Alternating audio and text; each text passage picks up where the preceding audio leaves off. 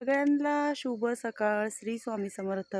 थोडंसं आभाळ आलेलं आहे, काल झालेला आहे पाऊस. संध्याकाळी खूप वारं पाऊस असं झालेला आहे. असंच शेळीला बाहेर काढले, तिला खायला टाकलेले. तिकडे ते सगळे तयार झालेत, त्यांना टाकायचा खुराक. आणि इकडे आमचं काय चाललंय बघा. आत्या झाल्यात मस्तपैकी रेडी, साडी विडी घालून एकदम मस्त छान. आणि त्या दिवशी मस्त आत्याने अशा बांगड्या छान आम्ही दोघी घालून आलेलो आहोत. आणि इकडे मी अशा शेंगा भाजलेल्या, त्यांचा आहे आत्यांचा उपवास मंगळवार. आणि इकडे माझा झालेला आहे स्वयंपाक, म्हणजे पूर्ण झाला नाही. आत्यांसाठी केल्या होत्या भाकरी. इकडे आम्ही दोघींसाठी चहा ठेवला आहे, गणेशसाठी पाणी ठेवलेलं आहे.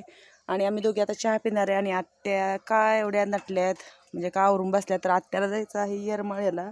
आमची आहे येडाईची परडी. मग आत्या मावशीसोबत चालल्यात तिकडे. असं सगळं चालू आहे. मग त्यांना भाकरी, चटणी, शेंगदाण्याची मिरचू असं त्यांनी करून घेतलेले. उपवास आहे त्याच्यामुळे शेंगा भाजून घेतलेले आहे. आणि इकडे बटाटे काढलेत भाजीसाठी. अजून पुढं मामांसाठी